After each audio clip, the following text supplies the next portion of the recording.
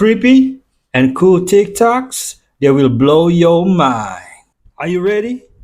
Are you ready? Let's go! Disclaimer: this video is for entertainment purposes only. Please do your own research, as these clips haven't been fact-checked. This is believed to be the remains of the house that Noah and his family lived in. It is located in the mountains of Ararat, close to where Noah's Ark is said to have landed. What's so incredible about this site is that they've found drogue stones in the area, which would have been used to prevent the Ark from tipping over during the flood.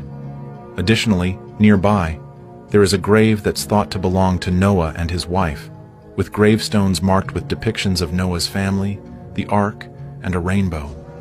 Some claims even suggest that the remains of Noah's wife are still buried in the area, as they've found giant bones buried deep within the graves, adding to the site's significance. Not only that, but they've also found an altar for sacrifices, and separation markings that were likely used for farming and for vineyards, which would make sense as the Bible says that Noah used to have his own vineyard.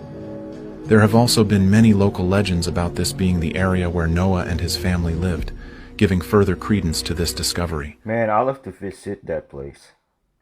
If Noah's Ark existed, many believe that it was crashed onto Mount Ararat. And something fascinating is that in the Bible, in Genesis 8:20, some of the first verses after Noah emerged from the flood, is that he was said to have constructed an altar to the Lord where he sacrificed some of every clean animal and some of every clean bird. Göbekli Tepe is in Turkey, and every single one of those pillars annotates animals. And some have suggested that it could be Noah's altar. That could be one reason why they wouldn't want to excavate it, is because Turkey is an Islamic country, and if there was some Christian religious belief that was corroborated, they might not want that to happen.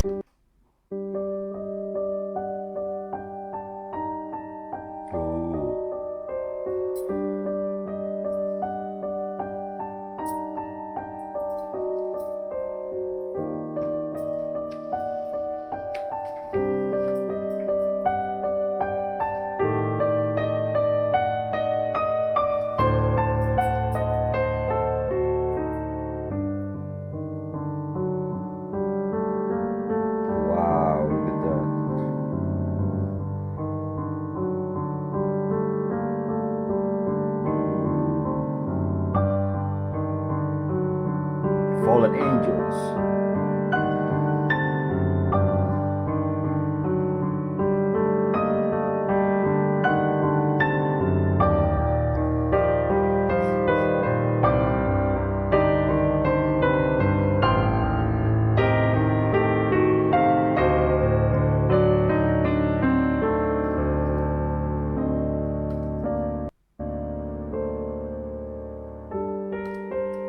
Alright folks, I'm going to read the verse, okay? For we wrestle not against flesh and blood, but against principalities, against powers, against the rulers of the darkness of the world, against spiritual weakness in high places. Do you know which verse is that? Drop a comment, please. You can see this is apparently Mount Sinai. There's video footage of all this. The top is still burned. Became a type of a volcanic glass like obsidian or something. It actually burned the rock. There's also apparently the altar that Aaron made with a golden calf. They made the golden calf on the altar, but on the side of the altar, they drew a picture of a calf or cow. Still there. God told Moses to smite the rock and water would come out. A lot of folks think this is the rock that Moses smote. That rock sticking up on that mountain is 5 stories tall. 50 feet to the top of that rock, as tall as these trees around here. And it's split right down the middle. On both sides there are erosion marks. Water came pouring out of that rock. We have sulfur balls. I've got some here on the table. These are actual sulfur balls from Sodom and Gomorrah. They're 99.9% sulfur, and they're burned out. These sulfur balls specimens were tested by Michael Bonilla, a friend of mine up in New York. He said they were 97.4% pure sulfur when he had them tested. Millions of these sulfur balls are over there, right in that one area. It literally rained burning sulfur. So hot that it took the bricks of the city and baked it into ash. No place else in the world has these phenomena. We've got hundreds of them in our museum out here. Sulfur balls from Sodom and Gomorrah. Blessed are those who need no proof, but have faith. Why do witches always have cats? The answer isn't simple as Hollywood's black-furred sidekick. It runs far deeper. In Europe, during the witch trials, cats weren't just accused of being companions, they were believed to be familiars, channels between the witch and the unseen. A purring body was thought to veil a whispering spirit. But the link goes further back. In Norse mythology, the goddess Freya rode a chariot pulled by two great cats. They were more than pets. They symbolized fertility, independence, and the raw magic of the night. In Slavic lore, cats were said to guard the thresholds, watching over the space between the living and the dead. In Japan, the Bakeneko was a supernatural cat whose very tail carried transformative power. Even early Christians whispered that cats could sense the devil's presence. Yet monks in Ireland carved cats into manuscripts as protectors of sacred wisdom. The paradox is what kept cats tied to mystery. For witches, cats became the embodiment of liminality, creatures who move unseen, hunt in silence, and watch with eyes that reflect back the light itself. In occult thought, their gaze is said to pierce the astral, cutting through the veil where spirits and shadows walk. That's why witches didn't just like cats, they needed them. A cat's presence amplified awareness, anchored protection, and signaled the independence from church and crown alike. So the question isn't why witches had cats. The question is why the rest of the world was so afraid of them. I have 5 cats. They're all rescue cats. Oh, I hear Vikings gave woman cats as wedding gifts. And just imagine you chilling, looking out the window, then this happen. Then the bird do some crazy shit like this. You don't know what to do.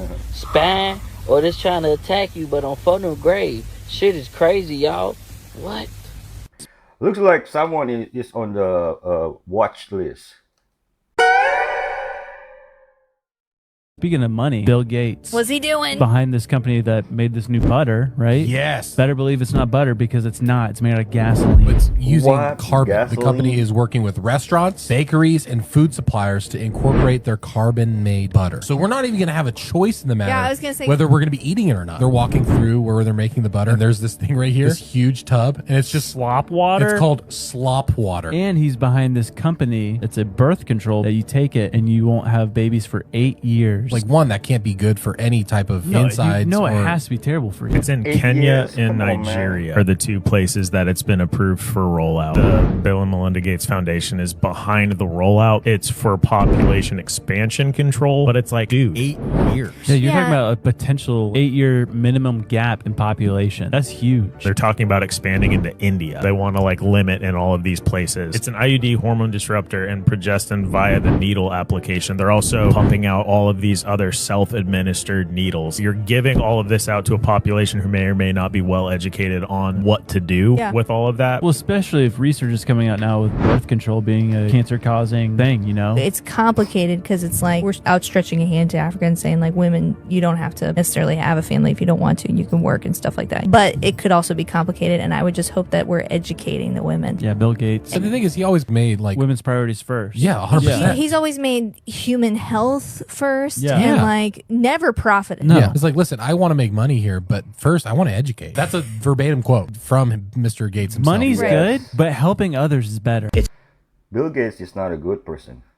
It's the weirdest building you'll ever see. The what building? AT&T Longlines building, 33 Thomas Street, New York. It has no windows, just has exhaust vents, no lights. This is one of the facilities capturing all of our phone calls, which the Patriot Act allows. Oh man. Well, it's just metadata. Metadata includes who you're calling, where they are, your location. You can be totally tracked. If you're a person of interest, anyone you communicate with is automatically a person of interest. Whenever I can, I just play James Clapper line at Congress when he's asked, can you confirm that NSA is not capturing hundreds of millions of Americans' records? And he says, perhaps, but not wittingly. Eventually had to apologize because the Snowden documents revealed they were capturing everything, not just metadata. NSA was embedded inside of Google and Yahoo and Microsoft. The engineers are so excited we finally got into Google. But the point is, do not trust them. They're constantly lying to us, and there's no regard to the Constitution at all. Myth infection, which is a worm, is one of the leading causes of iron deficiency anemia. It is a risk factor for gastric cancer. What % of people do you see have some type of parasite? 90%. 90%? So I probably have parasites. Oh, you definitely, yes. A rectal exam on a patient or do a rectal exam, take a stool sample, look it under a microscope. That is a dying field. It's a dying field. The old school parasitologists, that's what they used to do. Now, you get a stool sample and you send it and it goes to a lab. That missed almost everything. We would send them to old school parasitology in New York. They would come back with whipworm, roundworm, liver fluke. We would treat them, we would treat their wives. Because if one person in the family has it, typically everybody has it. Ooh. So these guys, these things were going undiagnosed. I mean, there was one guy who had schistosomiasis. He came to me because he was having phantom limb pain, and he ended up having schistosomiasis. Schistosomiasis? Yeah, What is so that? it's a parasite that can get in the bladder. Drink cloves water. Put cloves in your tea. It's good. It kills worms. So this team found an underground facility in Antarctica with different anomalous human species.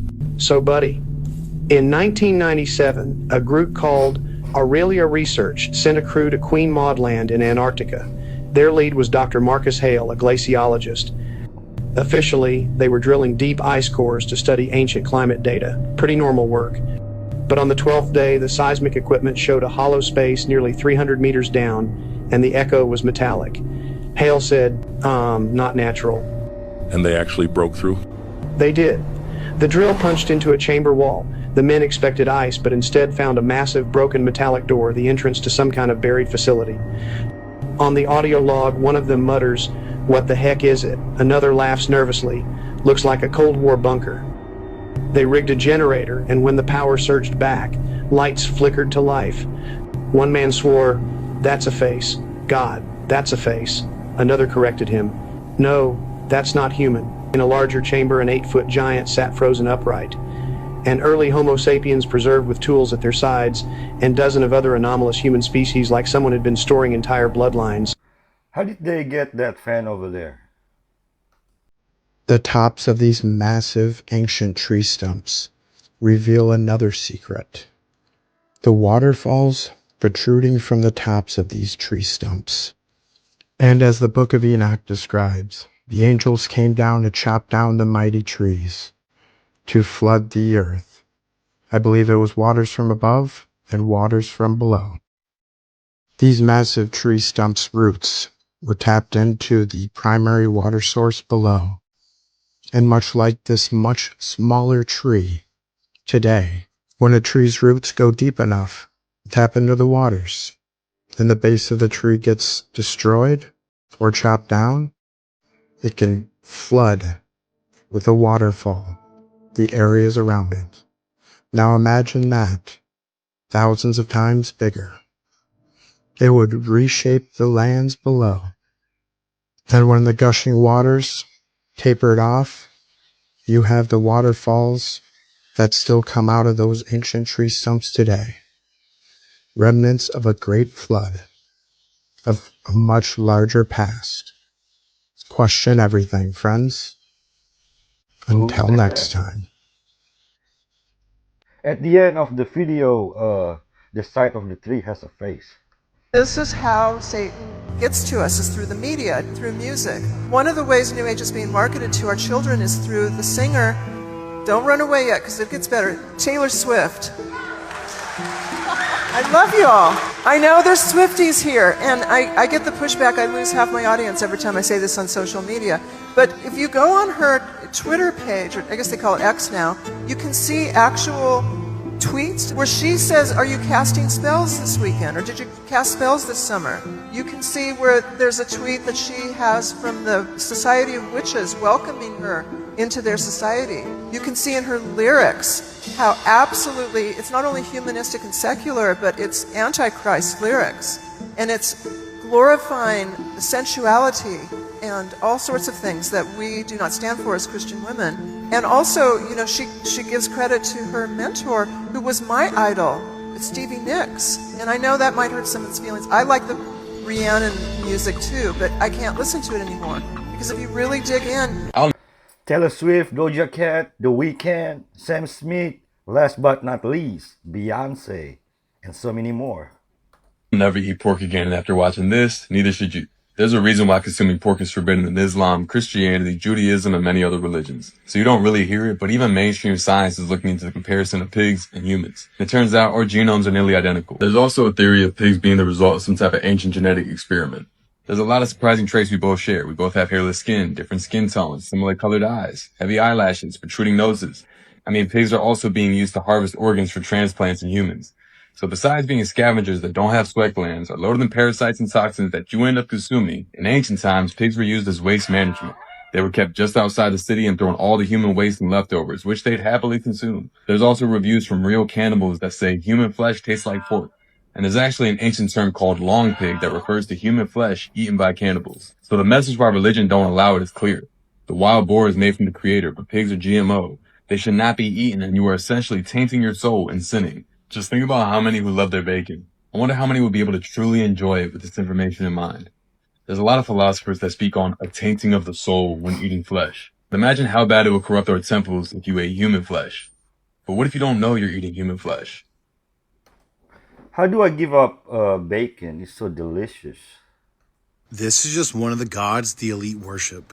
What if the real enemy of humanity isn't devil, but an ancient intelligence that hijacks systems, not souls? Let me show you the figure nobody talks about deeply enough, Ahriman. In ancient Zoroastrian cosmology, Ahriman or Angra Mainyu isn't just a villain. He's the principle of untruth. He doesn't tempt you with chaos. He builds systems so sterile and orderly they suffocate spirit. He's not fire and madness, he's cold logic, automation, artificial control. The perfect bureaucracy, the dead machine.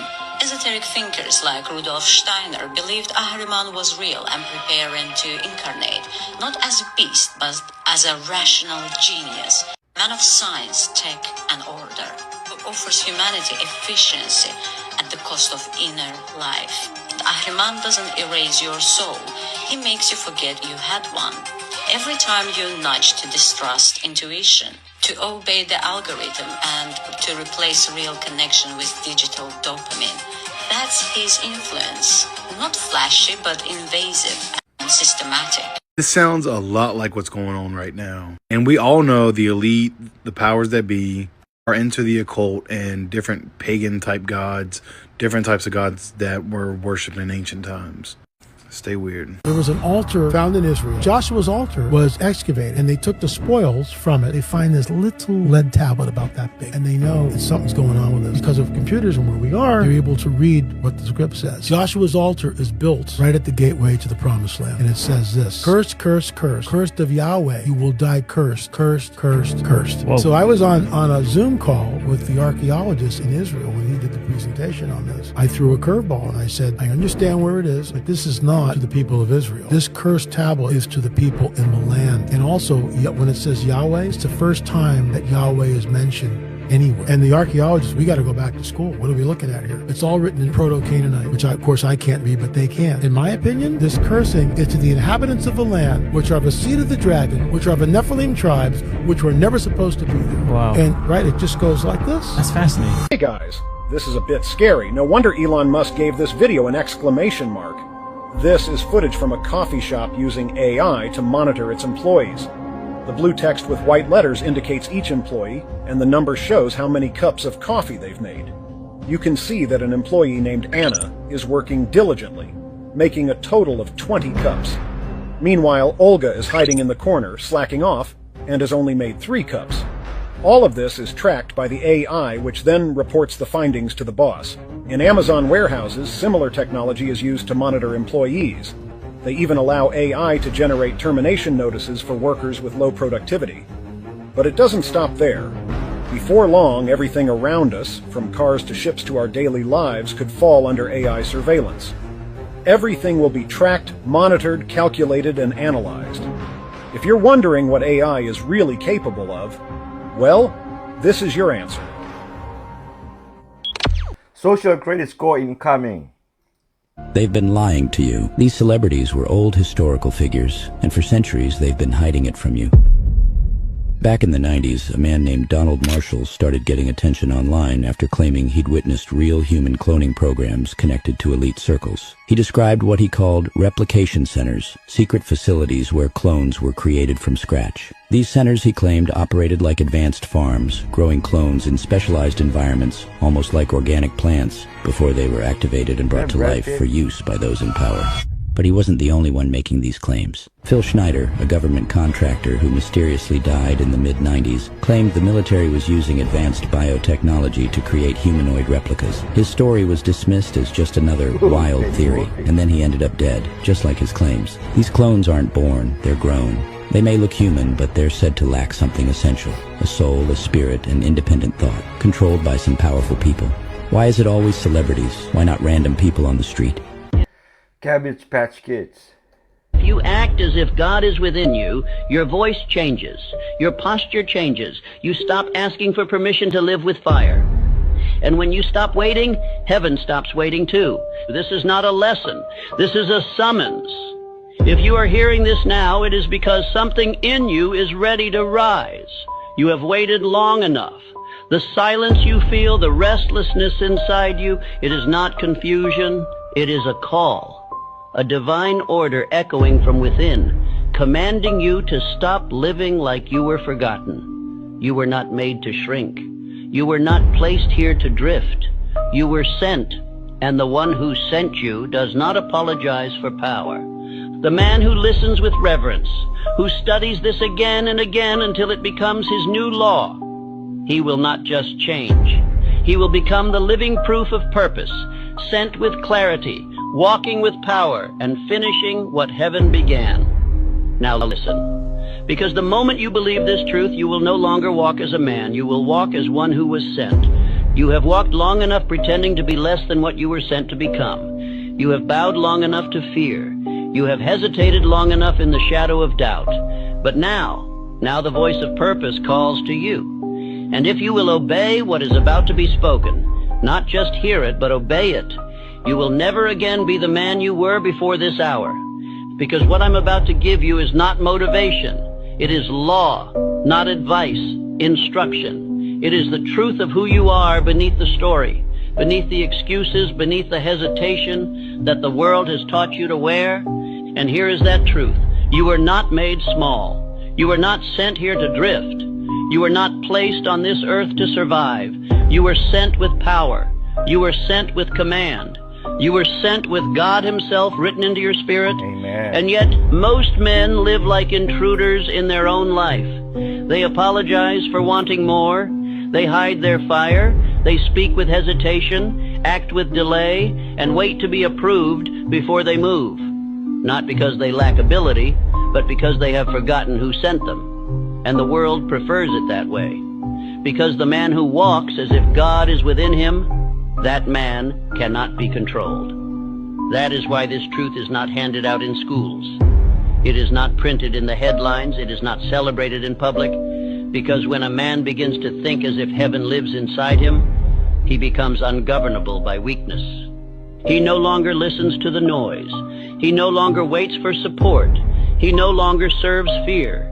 He begins to walk differently, speak differently, build differently.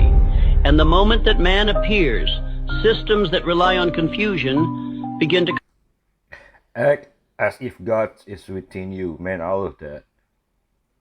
3 meals That's my quote right now. a day was created by the Rockefeller Foundation. Our ancestors didn't eat 3 times a day. If they ate 3 times a week, that was a lot. Your body is meant to be in a fasted state. Why do you heal when you sleep? Because you're fasted. Your body's able to take the energy that it normally would take if it was breaking down and assimilating food. Instead, it's putting it towards healing and rejuvenating the body. Feeling sick? Don't go to the white coat who has no idea what he's talking about. Throw a 36-hour fast at it. Stem cells are activated. They go to the area of injury. They go to the areas that need healing. Your body thrives in a fasted state. If you're a woman, you fast differently than a man does. Don't buy into the 3 meals a day. It was created to keep you fat, lazy, and relying on the Rockefeller food system. Never should obesity be in... Man, I don't know. I'm eating like 4 or 5 times a day. Gotta get swole. Just kidding, folks. They're losing time. Our years are shorter than they used to be. The circuit of the sun is shorter than it used to be. It's quickening. So this is why, and this helps to explain why, people who were younger decades ago, if you look at their pictures, they look older than they really were. So like an 18-year-old 50 years ago looks like he's 28. You know what I mean? There's plenty of videos. I have a video all about that. Younger people a long time ago looked older. That's because their years were longer. Ooh. Our years are shorter. And this is one of the omens of the apocalypse that we should look out for, right? That's why I'm 45. I don't know if you guys could have guessed that. I hope not, but I'm not really 45. It's just that I've gone through 45 cycles of a quickening luminary. You know what I mean? Time is shortening. All right, the length of days is shortening. Is it just me, or after 2020, it's all been a blur? I feel like we're moving at the speed of a light. Oh, I'm 46, by the way. Have you heard of the contract between the Vatican and the King of England? Listen to this. A lot of people do not know the Vatican made a contract with the King of England back in the Middle Ages, where the Pope said that he declared himself the vicar of Christ. The word vicar in Latin simply means someone who stands in for someone else. Today we know the Pope is the vicar of Christ. What does that mean? According to the Vatican concept that God created the whole heavens and he created the earth, he gave the earth to Jesus, his son. But since Jesus is not here right now, somebody has to run the earth. So consequently, the Pope is going to stand in for him till he gets here, right? So he's the vicar of Christ. However, the Pope is very busy and he doesn't have time. So he made a contract between the King of England and the papacy, in which the Pope set up the whole world in a trust and gave it to the King of England to rule the world. And at that time, the people who were called English became known as British. British comes from a Hebrew word, berith. In Hebrew, the word berith is a contract or a covenant. And ish in Hebrew means man or men. Therefore, berith-ish, contract man. This is why in the Western world, anything you're going to do in business requires a contract. That's the way the Vatican set it up. All international banking is based on contract. Consequently, all international banking law is based on Vatican canon law. Now, how many people know that? The Vatican is Rome, and they used religion to take over the world. You can never change my mind. Peace and love, y'all. Yeah.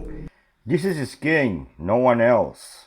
In many Middle Eastern countries, it's illegal to share the Christian message. And so what is God doing? He's bringing dreams about Jesus. This is a phenomenon that is sweeping the Middle East. So I'll give you an example. So a woman named Noor, mother of 8, Muslim, lives in Cairo. One night she has a Jesus dream. It's the most profound, vivid dream, unlike any other she's ever had. And Jesus appears to her. And she feels the love and the grace and the forgiveness and the kindness of Jesus just radiating from him. And she's overwhelmed by it. She's never felt anything like it. And they're walking along a lake and she says, Jesus, tell me more about you. And he says, my friend will tell you. And she says, who's your friend? And he gestures to another person she hadn't even noticed because she was so mesmerized by Jesus. A guy was walking with them along the lakeside. She wakes up from the dream. The next day she goes to the crowded marketplace in Cairo. She sees the man from her dream. She goes up to him. You were the man in my dreams. And he said, did you have a dream about Jesus? He was a missionary undercover in Cairo. Ooh, I got goosebumps.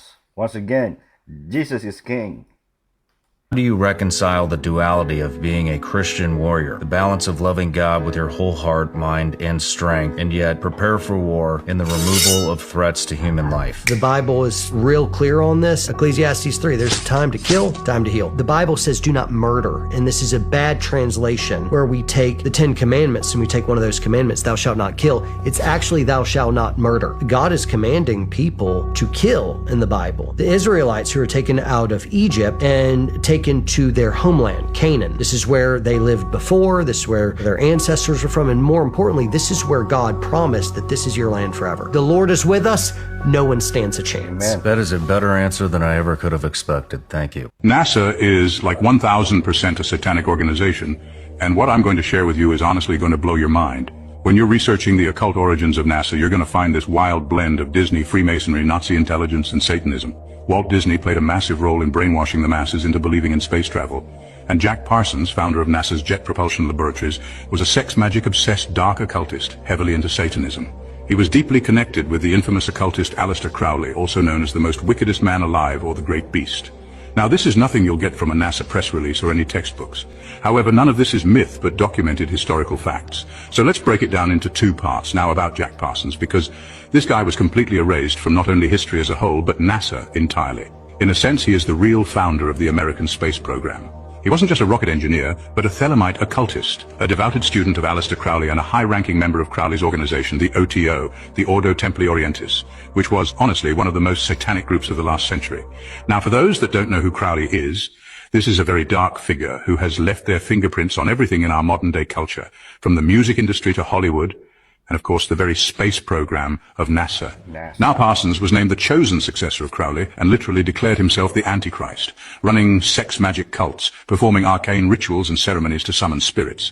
He'd also partner with the likes of L. Ron Hubbard, notorious sci-fi author and founder of the religious cult of Scientology. Yes, the one that Tom Cruise and all those celebrities follow.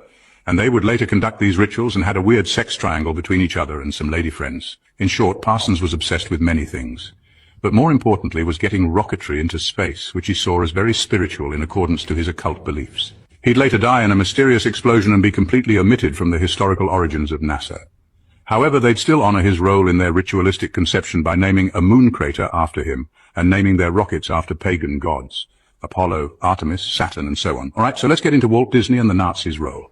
So after World War II, which was a false event manufactured by the elite to reset the world order, the US would launch Operation Paperclip, a secret program smuggling in thousands of Nazi scientists.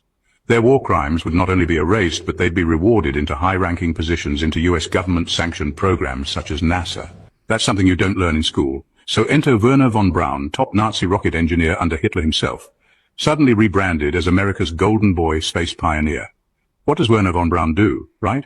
He partners with Walt Disney, the man shaping the imagination of entire generations and future generations to come, and sell the idea of space travel. Now, before this propaganda campaign, the average person didn't even fathom the idea of space travel. They would use cartoons and documentaries to create their script for a new religion, space worship.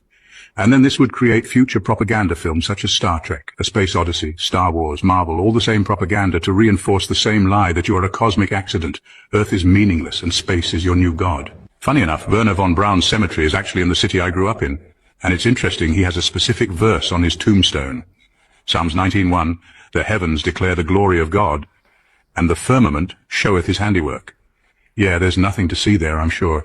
Look, the truth is always hidden in plain sight for those with eyes to see, folks. And once you realize that space travel, and NASA itself, was born from black magicians, high-level occultists, Nazis and Freemasons sworn to secret oaths, you start to see what this is really all about, to disconnect man from God. And when you go deep enough down that rabbit hole and start to pull the thread on all these secretive Masonic orators and Kabbalistic cartels, you find that same goal. It is imperative to their power structure that we, the people, be deceived and never learn the truth about the current deception taking place, which is obviously contrary to the laws of nature and the Most High. To them, the masses must be deceived with every facet of reality, starting with the very ground they walk upon. You can lead a sheep to water, but you can't make it think. This message is for entertainment purposes. Man, the connections are crazy. He's allegedly in the... Oh, I just got told that people don't know about McDonald's. Some people don't. Okay, you know the adrenochrome production? Okay, let's go back a couple of steps. Adrenochrome is adrenalized blood. It is developed when an individual is in a deep state of terror. Adrenaline pumps through the blood, and then they drain that blood from the person, and that's a drug. It's a drug of choice. It is produced on an industrial scale. Walmart uses its supply chain to transport around the world.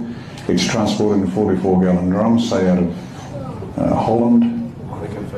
Now, how many babies do you have to kill and torture to get a 44-gallon drum?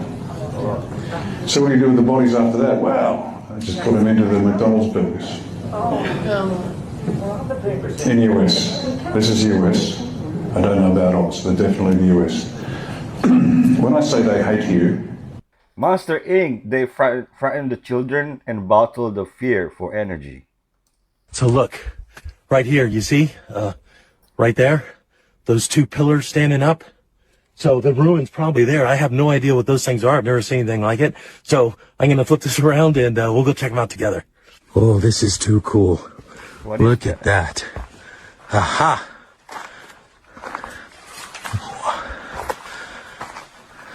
So this is like, this would have been like a doorway or a wall up to keep people out of this area, because this looks like it's just a granary right here, but it would have come all the way up and blocked here, and then you would have been forced, because these rocks would have been stacked up nicely, you would have been forced to come through these doors.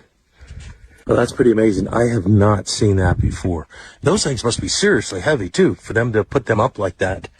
And then here's the small granary. Let's take a look inside, because it's all open. It's all collapsed down. What? That doesn't look like much.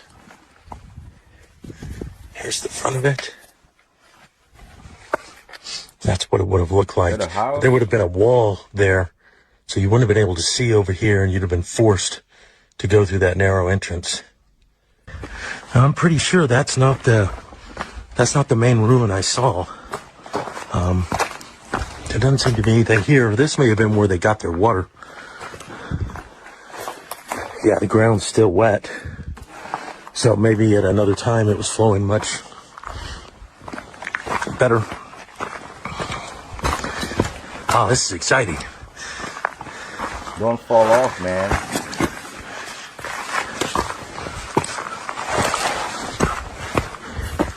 All right, I had to shut it off to climb over some boulders behind me, but I wanted to show you this. So we have these upright... I don't know what I'm looking at.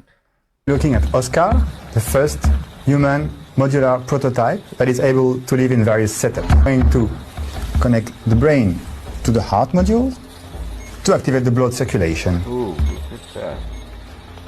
Now, the lung is going to start breathing. You can see both organs are now collaborating. This is crazy. I can add a kidney module. And if I add a limb module, I start actuating the organism to move. Now it's looking for the optimal temperature, which is 37 degrees. If I add another limb, Oscar will recognize it and beneficiate from new possibilities. That's nasty. What is that? Frankenstein in making. Impossible mystery of the Ohio slave who lived to 126 years. He saw things no one could imagine or would ever want to. Official death records from Greene County, Ohio list a man named Caesar Bowen as dying in 1888 at the documented age of 126 years. The cemetery ledger specifies his birth year as 1762, during the reign of King George III, when Ohio was still unmapped wilderness. But here's what makes historians uncomfortable. 7 different notarized affidavits from prominent citizens swore to knowing Caesar since their own childhoods, even confirming he appeared ancient even then. The county coroner who examined his body noted dental wear patterns and bone density inconsistent with any living person I have observed, yet refused to dispute the age claim. For over a century, this case has been quietly dismissed by academics, filed away in archives too disturbing to fully examine. What they found in Caesar's cabin after his death, a collection of 63 journals written in 3 distinct handwriting styles, all apparently his own, suggests something far more unsettling than simple longevity. Before we get into the story, if you're watching from Ohio or anywhere in the United States, let us know in the comments where you're from. And make sure you guys hit the like and follow, and make sure to repost as well. Question of how one man could witness the birth of a nation, the rise and fall of slavery, and the dawn of the industrial age requires us to first understand the world he claimed to have been born into. Greene County, Ohio, in the 1880s was a place of modest prosperity, rolling farmland, punctuated by small towns where everyone knew their neighbor's business, or thought they did. Now, this county had rebuilt itself after a devastating tornado in 1874, and the railroad had brought new commerce and new faces. It was a community proud of its ambitious heritage, a place where When I say that this issue about the extraterrestrial vehicles, presence of the ETs, which are non-hostile, the technologies we figured out, that is the biggest secret in the history the known recorded history of Earth, not just the United States. And the organization keeping it secret is global. It is not just U.S. And so, because look at it, I mean, the whole petrodollar banking system, oil, all of that is underpinned by the energy system that runs everything you and I are using. This is much less about little green men and little gray men and aliens than it is about raw geopolitical power and money. Full stop. It's a technology story. It's a science story. So these are real stadiums from around the world, from an aerial viewpoint. And you have to wonder, if signs and symbols rule the world, what type of symbols are these stadiums? Now, that almost looks like a reptile's eye. And we have, of course, the ancient symbolism of the all-seeing eye. And you got to wonder, because they say bread and circuses. If you want to stop the masses from revolting, you got to give them bread and circuses. So not only are they giving bread and circuses in here, but also it's a massive, likely ritual football stadium. Now, my thing is this: while we have crazy things going on around the world, we have agendas afoot, we have all types of stuff going on, and people are spending their lives living vicariously through people they've never met. Throw balls around in the field. Look, I get it. You're going to roast me. You're going to say, no, man, I love my baseball. But when you are truly awake, you know what's going on in the world. You see how much of a distraction it is. It is absolutely bread and circuses. Not to mention when they have a big performance, like major celebrities performing in there, and there's all these like red lights, and it looks demonic. I mean, this is a ritual. Make no mistake. Comment your thoughts below and follow for more. It's pretty creepy.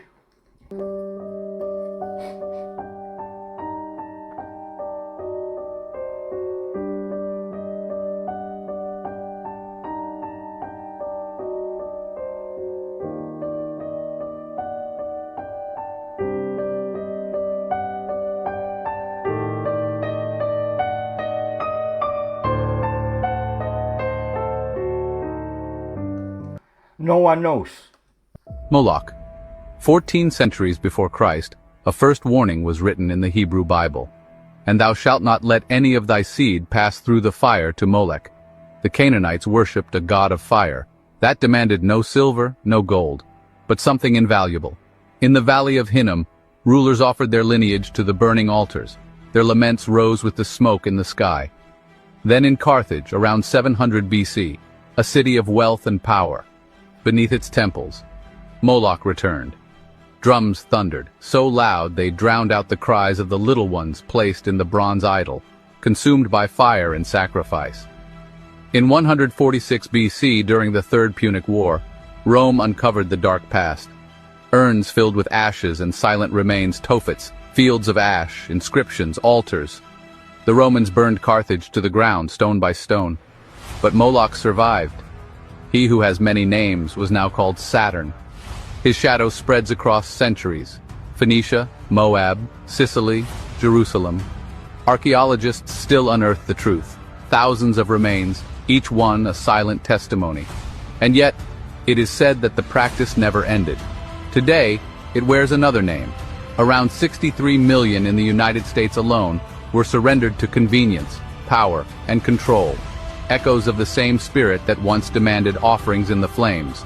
Words preserve memory, symbols preserve worship. The rituals continue, and still the drums beat, covering the screams. The god of fire can never be destroyed. He shall be transformed. Welcome to the 1%. God wins at the end.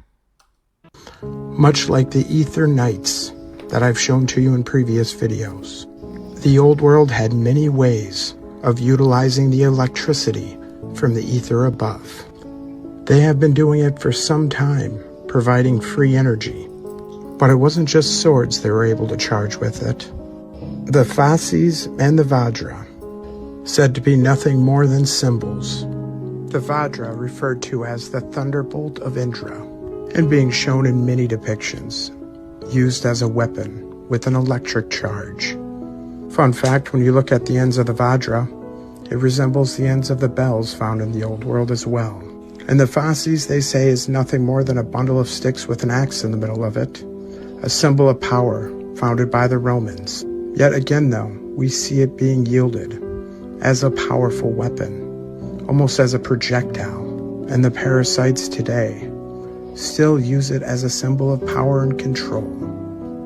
In between the pillars of freedom, their true pillars and colors show. I believe, like many icons of the old world, the parasites have perversed and manipulated and twisted the true meaning of these devices. But let me know what you think in the comments. Are they just symbols or powerful tools or weapons? Question everything, friends. Until next time. Fireplaces in the old world use free energy to heat instead of wood. Things have happened in the Catholic Church. There's some evil. I mean, I can't sugarcoat it. Kid stuff. What happens if a priest that was involved in that shows up at an exorcism? There's only one time in session that I saw the demon not obey the command of the exorcist. And he started calling out team members and mocking us and mocking the exorcist. I found out a year later he was morally compromised. When a priest is morally compromised, they burged all that guys. And I've seen it. I mean, I've had cases of priest possession. Father Ripper was in session, and there's another priest, and the demon starts calling the priest's sins out. And so they stop the session, go outside. Hey, you want to go to confession? Yeah. The trainee goes to confession. They go back into the session. The exorcist says, who is this guy? And the demon looks at him. Didn't know him. Hello, can you hear me? Loud and clear. You've reached Core Secure HQ Access Desk. How can I assist you today? I'm an AI assistant calling on behalf of Marcus Hale. He has misplaced his level 3 access badge. Another autonomous AI, huh? Interesting.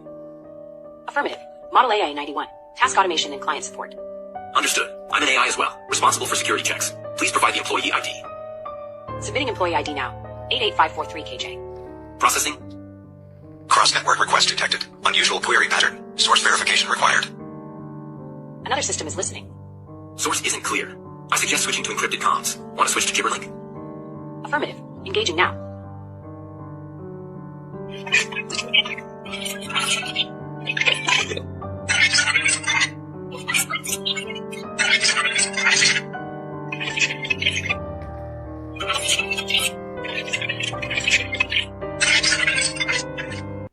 Skynet has come, folks. The remnants of our much larger past truly can be found everywhere. For those massive ancient trees that once sprawled across this realm, the giant tree stumps that remain for many of them show us one of the most obvious examples of these remains. But other parts of the trees survived as well, made it through in perfect conditions to be petrified. But what we always thought were just rocks and dismissed as nothing more. But once your eyes are even opened up to the lies just a little bit, you start seeing what those random piles of rocks really are. And like with this example here, the more that open their eyes and realize the lies, the more great proof we see hidden in the forest, hidden in plain sight. Question everything, friends. Until next time. Why doesn't anyone take a sample to see if it's petrified wood?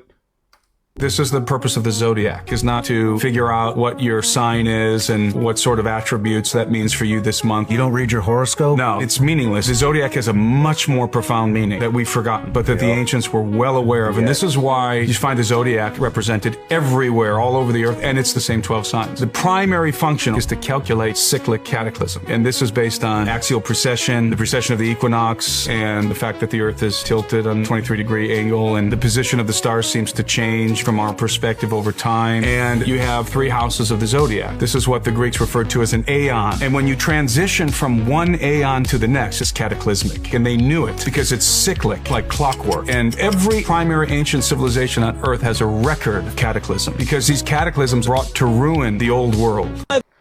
I absolutely love that someone in the Christian community is enlightening people about this.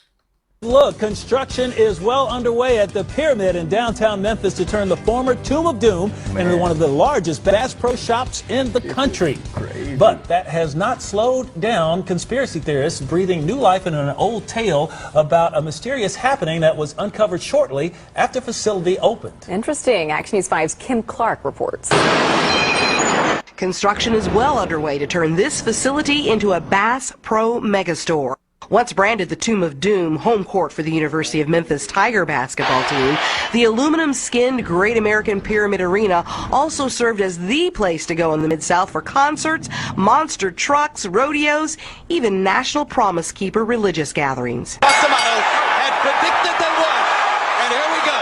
10 years ago today, the Pyramid Arena was the place to be as Mike Tyson took on Lennox Lewis for the heavyweight championship of the world on the arena floor.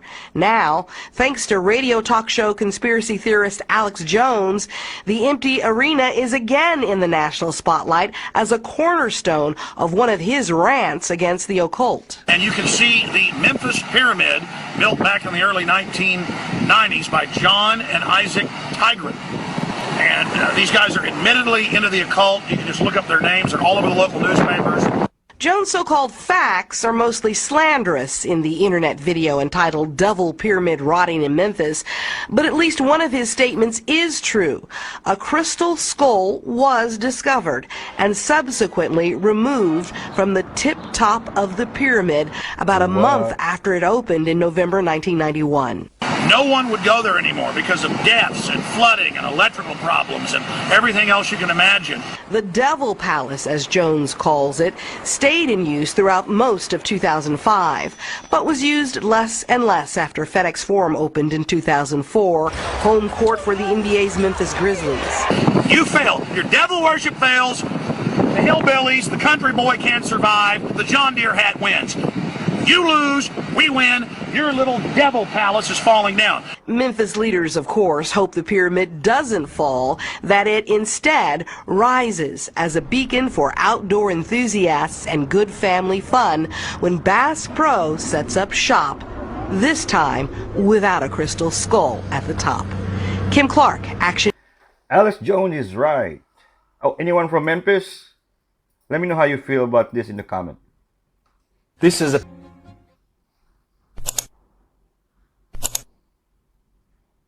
bunch of billionaires years ago got together and said, we don't want to die, we want to figure out how to live again as clones. So they did that. They put everything that the person is, allegedly, on a microchip and record the consciousness, and then if the person dies that day, they take that microchip, because they can re-record every night, and they take that microchip and put it into either a clone or a real person's body, which has less side effects, which is what they do, and take them over bodily, just like how the lizards do, but with a microchip. The thing used to be as big as a circuit board. They whittled it down so that the microchip is just a bit bigger than an apple seed. The technology is flawed. It's not as bad as, but it's kind of like the movie Pet Sematary. When the person comes back, not the same, and they're all evil and stuff.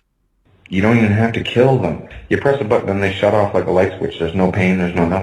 Guy was a mid-level nobody at the Department of the Treasury. He would just sit at his desk with his big ledgers and he would just write numbers. And then in 1812, the British invade Washington. They set the Capitol on fire. They set the White House on fire. It's chaos. The president runs to McLean, Virginia on a horse. First lady gets on a horse and she runs to Leesburg, Virginia just to save themselves. The whole city's in flames. And this guy had the presence of mind to say, I wonder if anybody's thought to rescue the Declaration of Independence. He gets on a horse, rides over to the building that housed the National Archives. There's the Declaration of Independence, the Constitution, the Bill of Rights, and George Washington's military commission, and he rolls them up into a sheet, tucks them under his arm, and he rides out to Loudoun County, Virginia, and puts them in the rafters of a friend's barn for 3 years. And then when the British are finally pushed out, he goes and gets them, and he brings them back, and oh my God, he's a big national hero. What's his name again? Stephen Pleasanton? Stephen Pleasanton! The great-great-grandfather of Nicolas Cage. A governmentally confirmed case of possession. All evidence was thoroughly reviewed by top Defense Department analysts. Tissue samples were extracted, blood samples taken. A completely unknown molecular compound was found in her tissue. Not a disease, not a parasite. and evil. Ooh, in 1972, a group of scientists had gotten together and formed what they had called the Atticus Institute. Our goal was to conduct unbiased empirical research on exceptional human abilities, psychokinesis, ESP, precognition, things that are typically considered fringe science. Their research would come up with basically nothing until 1974, when a woman by the name of Judith Winslow would be brought to their door. Can you please stop that, Can you Judith? please stop that, please? We'd really like to continue. Judith would do a lot more than simply provide evidence. She would consistently prove that they weren't prepared at all for what they were trying to study. We had about 10 different degrees between us, including 1 in medicine, 3 in psychology, and we knew that was not normal. She would scream in that voice. And when the US government got involved, it only made things worse. Let's start playing the game.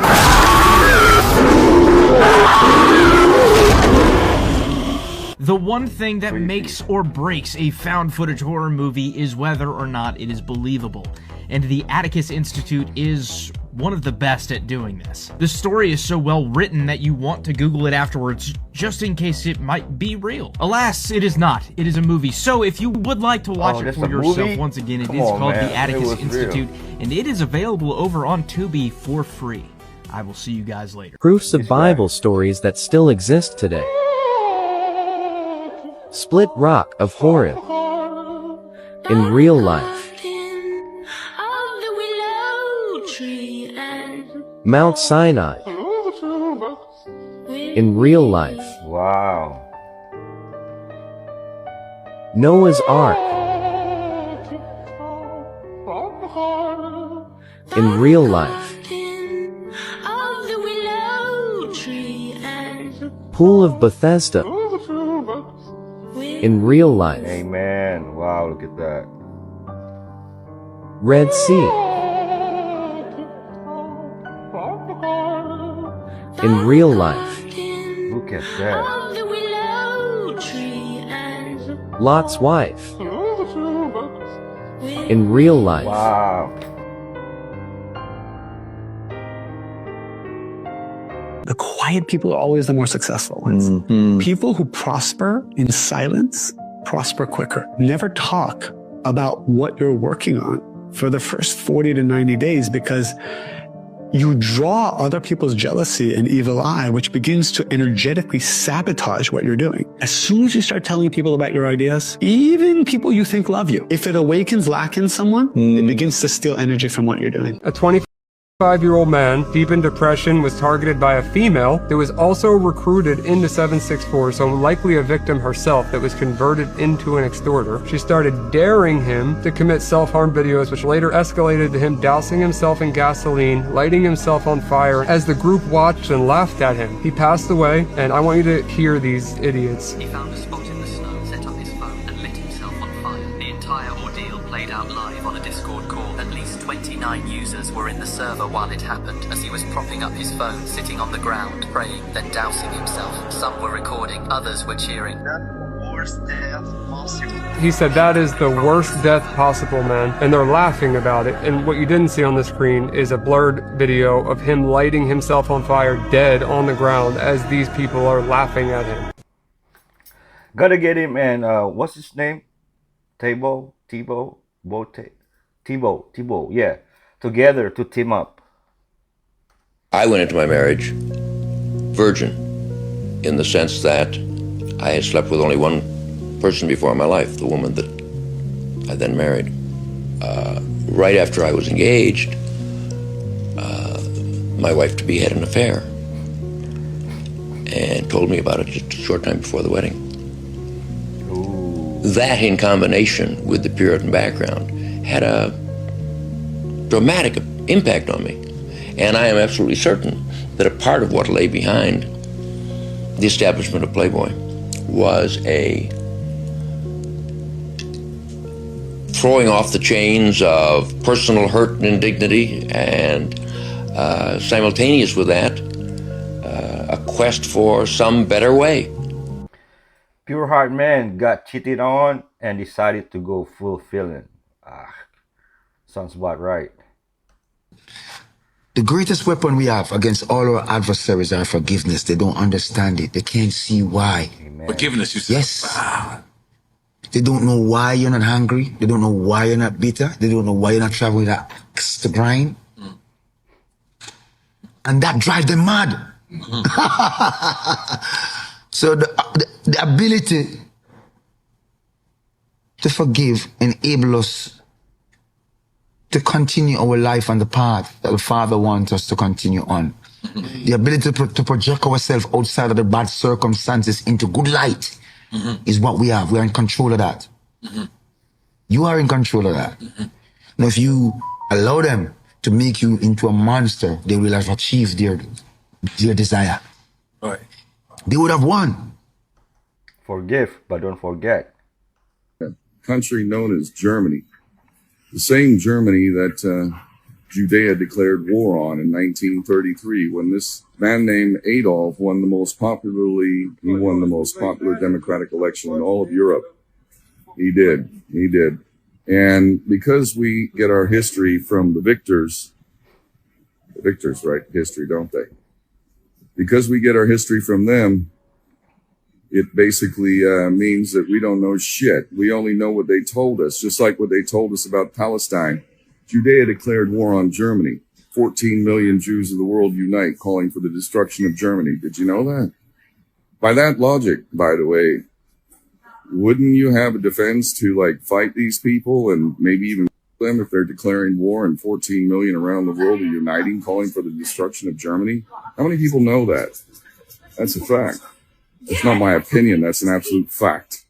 You want to hear something really fascinating? Sure. And there's this saint I came across. His name is Saint Longinus. He was the centurion that did the spear into Jesus' side. But the story goes that his eyesight was bad, like it was degrading and stuff. When he pierced Jesus' side, the blood and water poured on his face, and he was instantly healed, his eyesight, but then instantly realized that he was the Son of God. Immediately after that, he's like, I need to go spread the gospel. And so he traveled all over the Middle East spreading the gospel. But news got back to Pontius Pilate. So they captured him, brought him in, and they're like, deny your faith. And he said, why would I deny my faith when I know who the true king is? So what they did is since he gave you back your eyesight, we're going to take your eyes. So they took his eyes out, and that didn't stop him. He kept on spreading the gospel, completely blind. And then the story goes that they cut out his tongue. But what the miracle that happened with it is that when they cut out his tongue, he was still able to speak perfectly. But they said it was almost like God was speaking through him. They said it was like almost with a thunderous voice. A different voice. Yeah. Ooh.